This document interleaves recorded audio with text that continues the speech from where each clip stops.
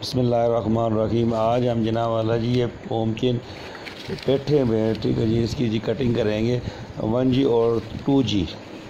ठीक है, ये देखें आप। सबसे पहले जनाब वाला जी आपको ये दिखाते हैं। ये देखें, ये फर्स्ट ब्रांच और फर्स्ट ब्रांच के बाद जनाब वाला जी ये देखें सेकंड ब्रांच ये जा रही है सेकंड ब्रांच पे।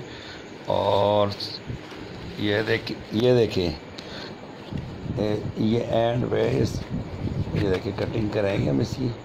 ये सबसे इसमें ख्याल रखना ये होता है कि नीचे बिल्कुल एंड पे, ताकि ये जितनी भी पत्ते पीछे हैं यहाँ से थर्ड ब्रांच निकलनी है। ठीक है जी। तो ऊपर से ये जो उसका बिल्कुल आखिरी टिप वाला हिस्सा है वो आपने कटिंग कर रहे हैं। ठीक है, इसमें सबसे ये है ना, आपने ख्याल रखना है जितनी ज़्यादा पीछे से शाखें वगैरह पत्ते वगैरह आगे उनमें से नई शाख निकलेगी। ठीक है जी। और ये देखिए ये इसकी जनाबे वाला जी, ये देखिए ये आपको कटिंग करने का फिर दोबारा दिखा रहे हैं। देखिए ये हम आप ये देखिए छोड़ के और एंड वाले बिल्कुल टिप वाले हिस्से ये कटिंग करनी है हमने ऐसे।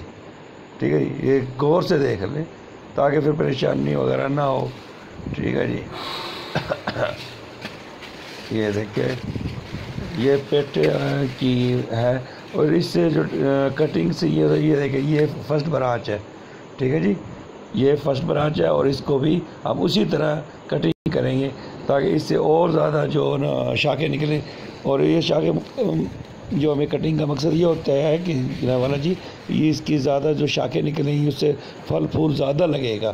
क्योंकि फर्स्ट ब्रांच पे क्यों कि नर होते हैं तमाम फूल वगैरह, तो उसमें इतना वगैरह फल वगैरह नहीं लगता।